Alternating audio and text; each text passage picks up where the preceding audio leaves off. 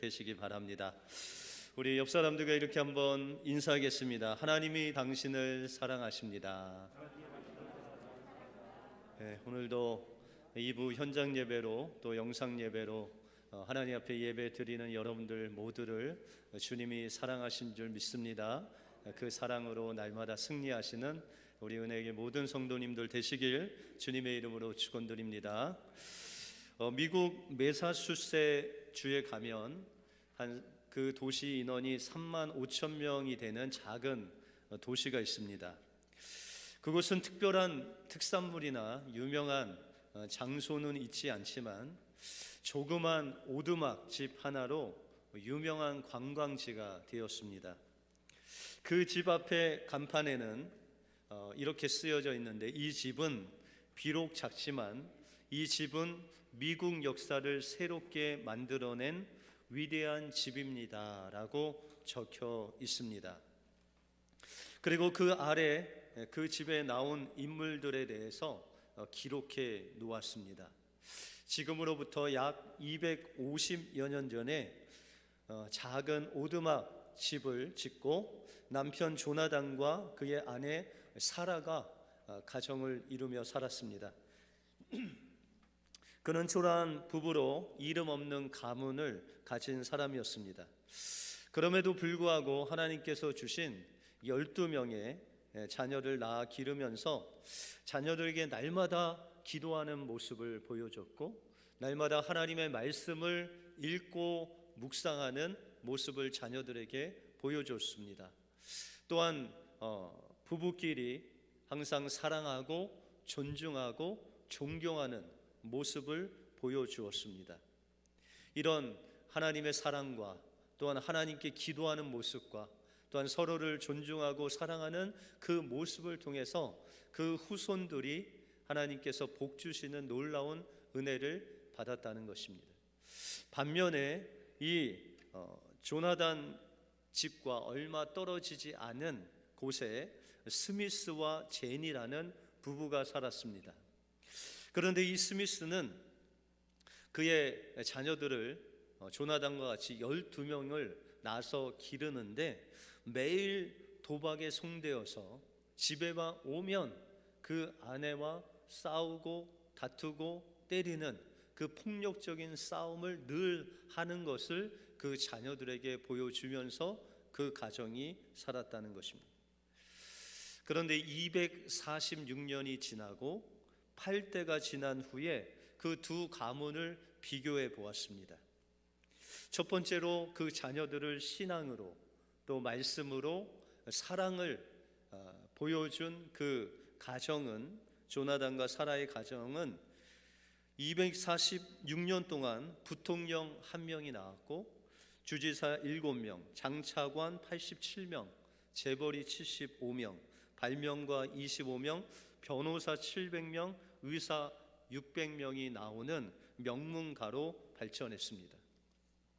반면에 자녀에게 싸우는 모습만 보였던 그 스미스와 제니의 가정, 그 후손은 119명이 교도소에서 사형을 당했고 그 후손들에 의해서 미국 사람 800명이 죽임을 당했다라고 보고하고 있습니다.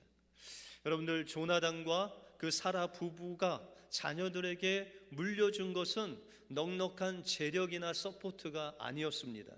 그들은 날마다 자녀를 위해서 기도했고 말씀을 읽었고 또 서로 사랑하며 존경하는 그 주 안에서의 삶은 그 자녀들에게 보여주었다는 것입니다. 그럴 때 자녀들은 그 부모의 모습을 보고 동일하게 결혼하고 또 시집가고 장가가서 그 자녀들에게 동일하게 기도하는 모습, 성경 읽는 모습, 서로 사랑하고 서로 존경하는 모습을 통해서 그 대대로 주님을 닮은 모습이 그 후손까지 내려갔다는 것입니다. 우리가 예수님을 닮아간다는 것, 우리의 환경이나 조건으로 만들어지는 것이 아니라 주님을 향한 기도, 주님을 향한 말씀의 사모함, 주님을 향한 그 사랑으로 서로를 사랑하고 존경하는 그 삶을 살아가는 것이 바로 주님을 닮아가는 삶이다라고 말할 수 있다는 것입니다.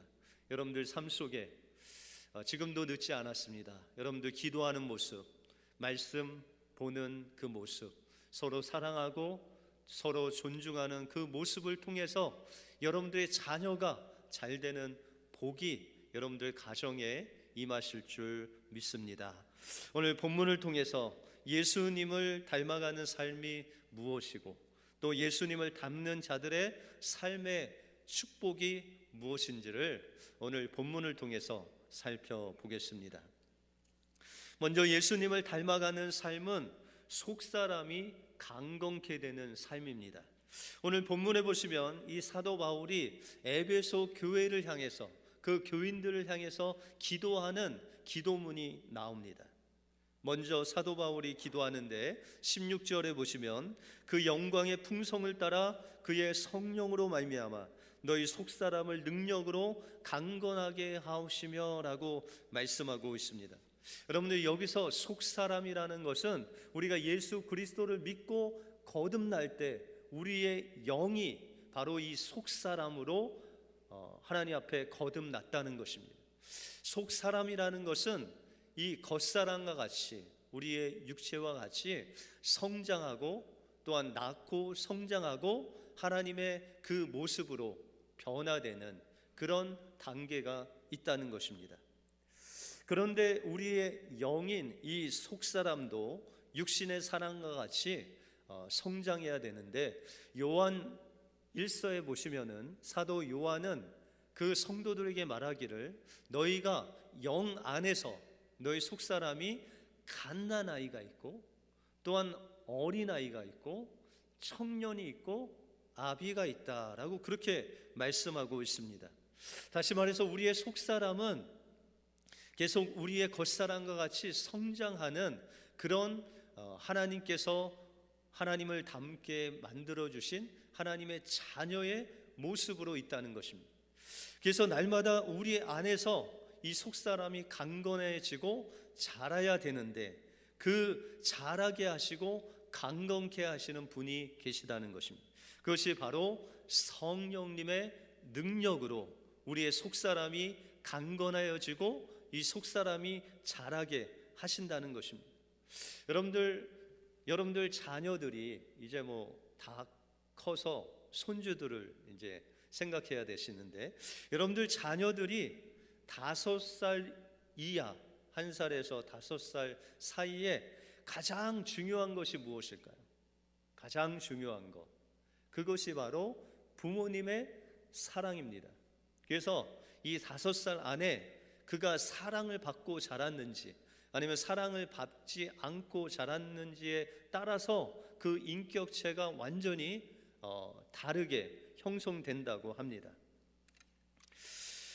그래서 조나단과 이 사라가 우리에게 보여준 그 사랑하며 사는 것, 또 하나님을 의지하며 사는 것, 그것을 이 1살 때부터 5살 때까지 보고 자라면 하나님께서 그의 심령을 강건하게 하셔서 정말 예수 안에서 예수님을 닮은 자로 자라도록 그렇게 그 정체성을 만들어 주신다는 것입니다. 그런데 스미스와 제니 부부와 같이 매일 싸우는 그 모습, 하나님을 섬기지 않고 세상 방법대로 살아가는 것을 보여주면 그 아이들의 마음에 상처가 생기고 그 마음이 깨져서 정말 하나님이 원하시는 모습으로 자랄 수 없다는 것입니다. 치유 상담자들이 사람들의 그 불안한 마음, 아주 두려운 마음을 측정하기 위해서 두 사람을 선정해서 그 치수를 측정해 봤답니다. 그 한 사람은 이제 교도소에서 사람을 죽이고 사형을 앞두고 이제 사형수가 그 사형을 당하는 그 직전에 그 사형수의 DNA를 통해서 그 불안의 치수를 재봤다고 합니다. 그랬더니 그 치수가 700을 가리켰다고 합니다. 그러니까 어떤 게 가장 높은지 모르지만 그 사형수의 그 불안한 마음의 치수가 700이었다고 합니다. 그런데 그 치유 상담자들이 아이들 다시 말해서 5세 이하의 아이 한 명을 그 부모님이 막 싸우는 그 모습 가운데 그 아이의 DNA를 조사했다고 합니다. 그런데 그 불안의 치수가 몇 정도 나왔을까요? 그 사형수와 마찬가지로 700이 나왔다고 합니다. 여러분들, 그 불안 속에서 아이가 살아갈 때 그의 마음은 깨지고 그의 정체성이 날마다 깨지고, 또한 하나님 앞에서 온전히 자랄 수 없는 그런 영으로 매일매일 좌절과 실패와 낭망 속에서 살아가게 된다는 것입니다. 우리가 영적으로도 우리에게 다가오는 것들이 있는데 그것을 늘 조심해야 되는데, 그것이 낭망이라는 것입니다. 여러분들, 좌절하고 낙심하고 낭망하는 것이 이 아이들이 불안하는 것, 또 사형수가 불안하는 그 마음과 같은 마음이다라는 것입니다. 그래서 누가복음 18장에 보시면 예수님께서 그 한 과부가 불의한 재판장을 찾아가서 매일매일 그의 원한을 들어달라고 재판장에게 신원을 합니다. 그런데 이 불의한 재판장은 안하무인으로 하나님을 섬기지 않고 하나님을 두려워하지 않기 때문에 그 과부의 소리를 그냥 한 귀로 듣고 한 귀로 흘러버렸습니다. 그런데 어느 날 이 재판장 마음속에 그 과부가 매일매일 이야기하는 것이 틀리지 않고, 또한 매일매일 와서 자기를 괴롭히고, 또한 마음에 그 번뇌를 일으키는 그 과부의 소원을 들어주어야 되겠다라는 그 마음이 들어서 결국에는 그 과부의 원한을 들어줍니다. 그러면서 예수님께서 이 비유를 통해서 우리에게 전달하고자 하시는 그 말씀을 말씀하시는데, 결론적으로 예수님이 말씀하시는 것은 항상 기도하고 낭망하지 말아야 할 것에 대해서 이 비유를 통해서 우리에게 말씀하셨다는 것입니다. 그러니까 예수님도 말씀하시기를, 이 어린 아이를 한 명을 실족하게 하는 자들은 연자맷독을 그 목에 매달려서 바다에 빠치우는 것이 더 낫다라고 하시는 것 같이, 우리의 마음이 실족하고 우리가 낭망하고 좌절하는 것이 얼마나 두려운 일인지를 예수님이 우리에게 말씀하고 있다는 것입니다.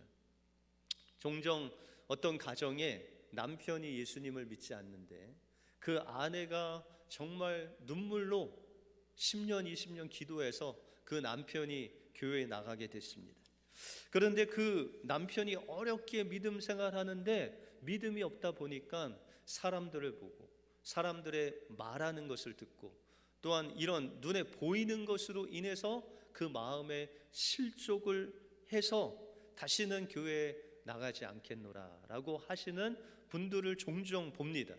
그것이 바로 낭망이고 실족이고 좌절이라는 것입니다. 우리 신앙생활은, 우리 이 속사람이 어렸을 때는 환경을 보고 또한 사람을 보다가 낭망하고 실족할 수 있다는 것입니다. 그런데 이 낭망과 반대되는 말이 오늘 본문에 보시면 성령을 통해서 속사람을 강건케 하신다, 이 강건케 한다는 단어와 반대말이 낭망이라는 단어라는 것입니다. 그러면 우리가 신앙생활을 하면서 이 낭망하지 않고 좌절하지 않고 또한 실족하지 않을 수 있는 비결이 무엇이냐는 것입니다. 우리의 속사람이 강건케 되는 것입니다. 속사람을 어떻게 강건케 할 수 있습니까? 오늘 성경에 보시면 성령의 능력으로 우리의 속사람을 강건케 하신다라고 말씀하고 있습니다. 그러면 우리 성령님께서 어떻게 우리의 속사람을 강건케 하실 수 있을까요?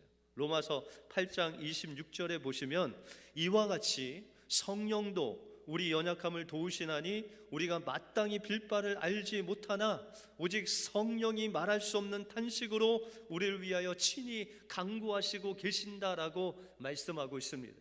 거듭난 우리의 속사람에 성령님께서 내주하셔서 우리가 연약하고 우리가 낭망하게 되고 우리가 실족하게 될 그 연약할 때에 주님께서 우리의 영을 통해서 말할 수 없는 탄식으로 기도하심으로 말미암아 우리의 속사람을 강건케 하신다라고 말씀하고 있다는 것입니다. 그러므로 우리가 연약해질 때, 우리의 마음이 답답할 때 무엇을 해야 됩니까? 하나님 앞에 기도하면 성령께서 우리를 향해서 우리의 영과 말할 수 없는 탄식으로 기도하시면서 우리의 속사람을 강건케 하셔서 우리가 어떠한 상황 속에서도 낭망치 아니하고 낙심치 아니하고 실족치 아니하고 하나님 앞에 나갈 수 있도록 우리의 영을 강건하게 해 주신다라고 말씀하고 있습니다. 그래서 예수님께서 겟세마네 동산에서 잠자고 있는 그 제자들을 향해서 말씀하시기를 너희가 시험에 들지 않기 위해서 기도하라 라고 그렇게 말씀하십니다. 그런데 제자들이 예수님이 끝까지 그 3번 동안 거의 밤을 새면서 기도할 동안 그들은 잠에 빠져 있습니다. 그리고 예수님이 마지막 기도를 마치신 후에 그들을 보시면서 이 마음은 원이로되 육신이 약하다라고 말씀하십니다. 그 후에 예수님이 대제사장의 그 종들과 이 로마 병정에게 잡혀갈 때 그들은 다 예수님을 떠났습니다. 그리고 끝까지 예수님을 따른다는 베드로 또한 예수님이 신문받은 그 장소까지 갔지만 그 여자 종이 이야기하는 그 이야기 앞에 그는 예수님을 3번이나 부인함으로 말미암아 시험에 듭니다. 실족하게 됩니다. 그러면 어떻게 이 베드로가 회복할 수 있었습니까? 그게 예수님을 만나고 예수님의 부활을 체험한 이후에 오순절에 성령이 그들에게 임하니 그들이 속사람이 강건해지고 정말 하나님의 그 성령이 충만해지는 다스림을 받은 이후에 베드로와 그 모든 사도들이 변화된 모습으로 하나님 말씀을 담대히 전하고 그 평생 실족하지 않고 복음 전하다 감옥에 가도 실족하지 않고 낭망하지 않고 어떤 상황 속에서 어떠한 어려움이 있다 할지라도 성령께서 함께 하시고 지배하시니 그들의 속사람이 강건하여져서 실족하지 아니하고 시험에 들지 않고 하나님의 복음을 그의 인생 끝자락까지 전하는 놀라운 역사를 체험했다는 것입니다. 어려운 일이 있을 때 요즘같이 정말 질병으로 인해서 또 경제적인 어려움으로 인해서 어려움이 우리에게 찾아올 때 이것으로 인해서 우리가 실족하지 않고 낭망하지 않을 수 있는 비결은 바로 성령님께 기도함으로 우리의 속사람이 강건케 되는 그 은혜를 받으면 우리는 낭망치 않고 하나님 앞에 나갈 수 있다는 것입니다. 그러므로 우리가 연약할 때 우리 성령님께 부르짖을 때 성령님께서 말할 수 없는 탄식으로 여러분들의 영과 더불어 기도하심으로 여러분들의 속사람이 강건케 돼서 어떠한 상황 속에서도 낭망치 아니하고 좌절치 아니하고 예수님을 온전히 닮아가는 우리 은혜교회 성도님들 되시길 주님의 이름으로 축원드립니다. 다음으로 예수님을 닮아가는 삶은 믿음을 통해서 우리의 마음속에 그리스도가 계시게 하는 삶입니다. 오늘 17절에 보시면 믿음으로 말미암아 그리스도께서 너희 마음에 계시게 하옵시고 라고 말씀하고 있습니다. 여기서 그리스도께서 너희 마음에 계시게 하옵시고 라고 했을 때 여기서 계신다는 헬러 단어는 그냥 잠시 왔다가 가는 그 손님으로 계신 주님이 아니라 한번 오신 그분이 아예 그곳에서 모든 살림을 차리시고 우리와 영원히 함께 거하는 그런 단어가 바로 여기에 계시게 하옵시고라는 단어라는 것입니다. 그런데 사도 바울이 이렇게 우리가 그리스도께서 너희 마음에 계시게 하옵시고라고 기도한 것은 우리가 거듭났지만 우리의 이 혼적인 영역, 이 마음은 우리의 생각 또한 우리의 감정, 우리의 의지는 아직 완전하지 않다는 것입니다. 그런데 우리의 마음 속에 누가 늘 계세요?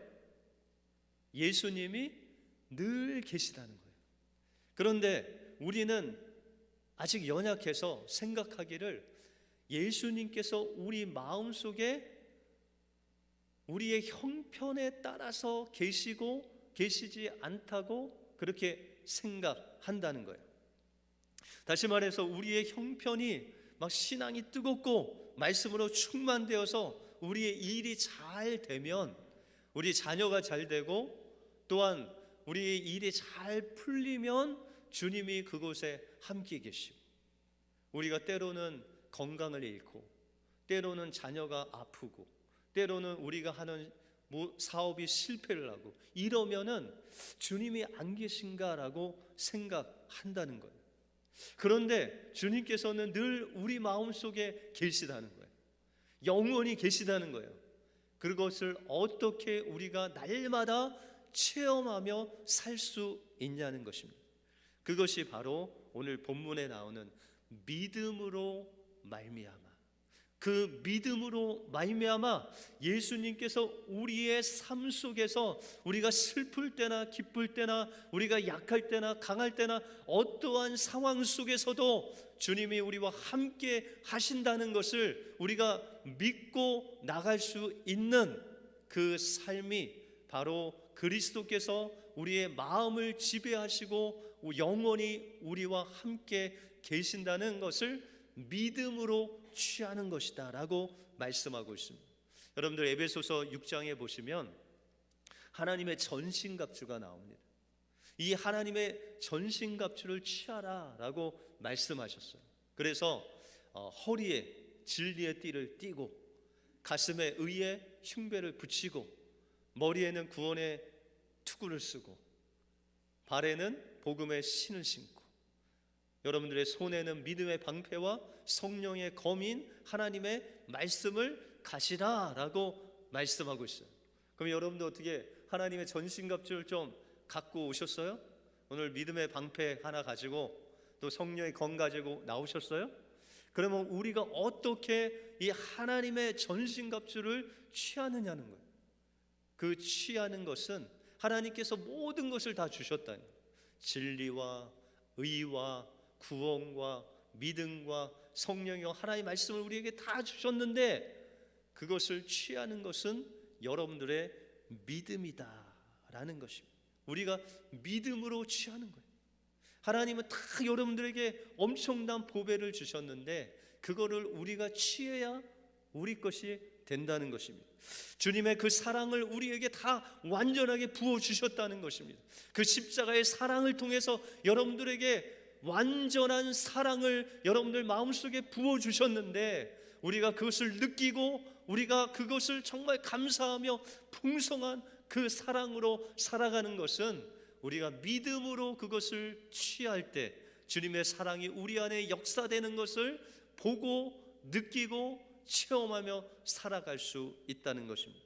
그래서 오늘 18절에 보시면 능히 모든 성도와 함께 지식에 넘치는 그리스도의 사랑을 알아. 19절에 보시면 그 넓이와 길이와 높이와 깊이가 어떠함을 깨달아 하나님의 모든 충만한 것으로 너희에게 충만하게 하시기를 원한다라고 말씀하고 있습니다. 여러분들 예수님이 믿음으로 우리 안에 계시면 그 주님의 사랑이 우리 마음속에 뿌리를 내리고 견고하게 된다는 것입니다. 그래서 우리가 슬플 때나 즐거울 때나 약할 때나 강할 때나 어떤 상황 속에서도 주님의 사랑이 우리 안에 있음을 우리가 체험하며 살아간다는 것입니다.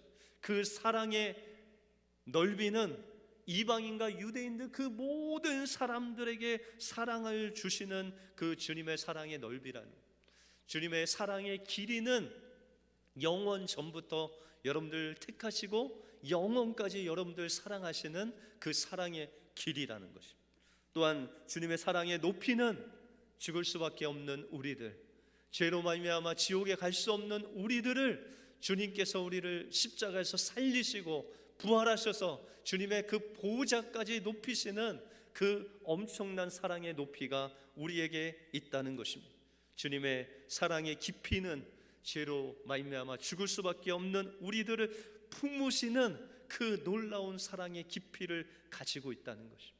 그 변함없는 하나님의 사랑을 날마다 우리가 믿음으로 취할 때 주님께서는 우리의 심령 속에, 우리의 마음 속에, 우리의 생각과 감정과 의지 속에 함께 하셔서 우리가 무엇을 생각하든지 무엇을 선택하든지 어떤 상황 속에 있든지 간에 우리에게 그의 주님의 십자가의 사랑으로 충만케 하시는 좋으신 하나님이시다라고 말씀하고 있습니다.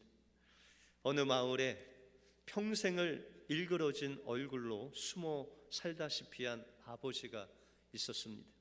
그에게는 아들과 딸 남매가 있었습니다. 그런데 심한 화상으로 인해서 그 자녀들을 돌볼 수가 없어서 고아원에 맡겼습니다. 그리고 시골 외딴 집에서 혼자 그렇게 외롭게 살아가고 있었습니다. 자식들은 아버지가 자기를 고아원에 버렸다라고 생각하고 날마다 아버지를 원망하며 그렇게 살았습니다.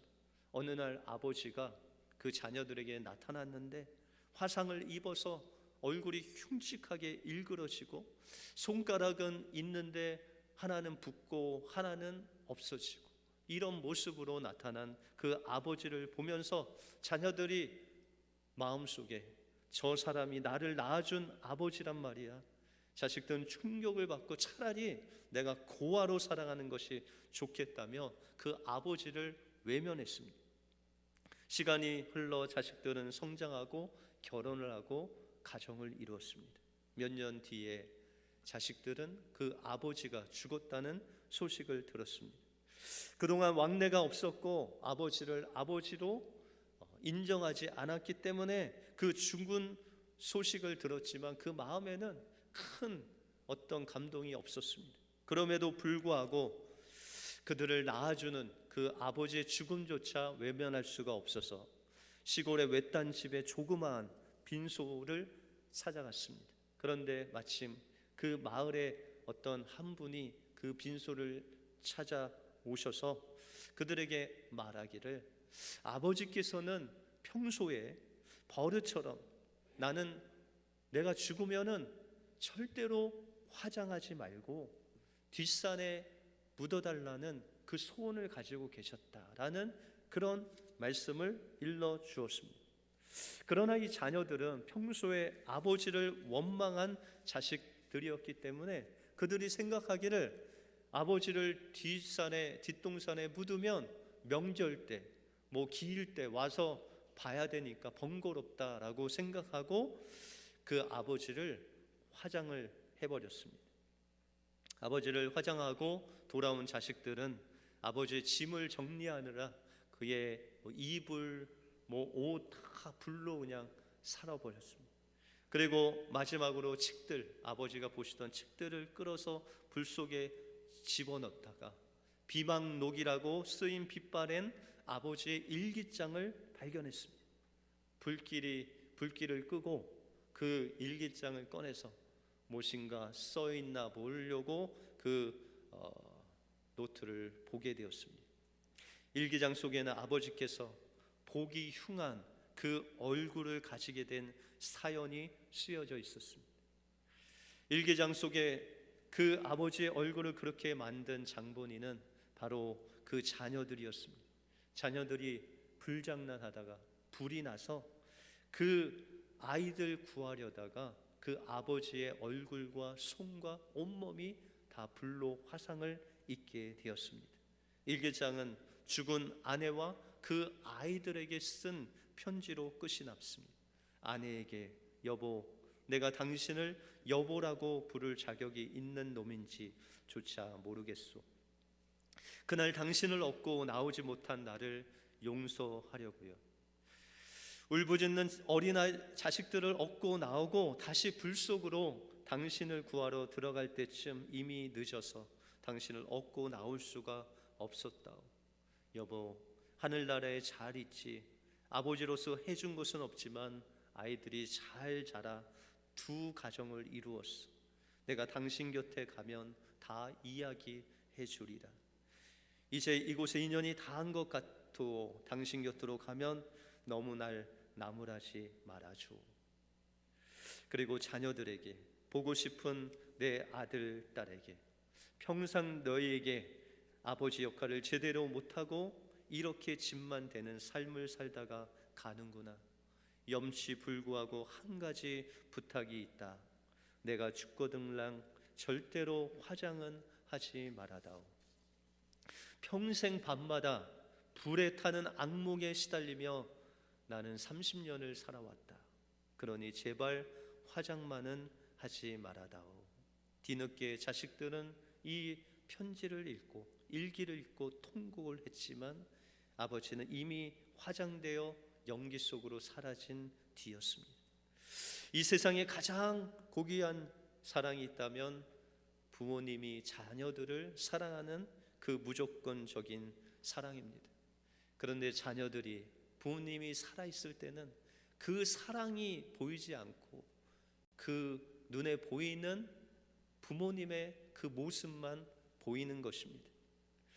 우리가 신앙생활 할 때도 우리가 하나님께서 우리에게 주신 그 완전한 그 십자가 사랑이 여러분들 안에 있음에도 불구하고 우리가 그 하나님의 사랑을 보지 못하고 날마다 우리의 외적인 것을 바라보면서 우리의 형편을 바라보면서 때로는 원망하고 때로는 좌절하고 때로는 낭망하고 하나님께 원망했던 우리의 모습을 하나님 앞에 내려놓고 주님의 그 사랑의 넓이와 깊이와 높이와 그 길이를 다시 한번 바라보면서 주님께서 여러분들 안에 계셔서 날마다 여러분들 슬플 때나 기쁠 때나 약할 때나 강할 때나 언제나 여러분들과 동행하신 그 놀라운 은혜를 다시 한번 믿음의 눈으로 바라보고 우리가 낭만치 않도록 말할 수 없는 탄식으로 기도하시는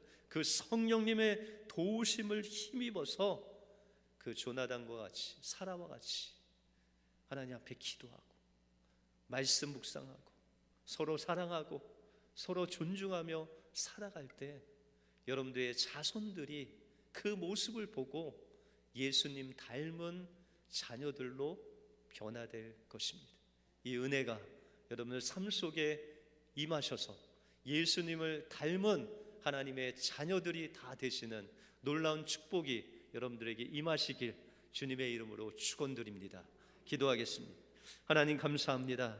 오늘 사도 바울이 에베소 교회를 향해서 하나님의 사랑을 잃어버린 그 교회를 향해서 너희가 다 같이 함께 하나님께서 주신 그 십자가 사랑을 기억하고 너희 속사람을 강건케 할 뿐만 아니라 그리스도께서 날마다 너희의 심령 속에 함께 있는 것을 믿음으로 발견하고 날마다 주님의 그 사랑을 기억하며 사랑의 풍성함으로 살아라 말씀하신 것 같이 때때로 우리의 삶 속에 우리의 환경 때문에 하나님의 사랑을 부인하고 원망하고 낙심하며 좌절했던 우리의 삶을 하나님 돌이키게 하여 주시고 우리와 늘 함께 계시고 우리가 넘어질 때도 우리가 실패할 때도 함께 계셨던 그 하나님을 믿음의 눈으로 바라보고 하나님의 그 십자가의 완전한 사랑으로 날마다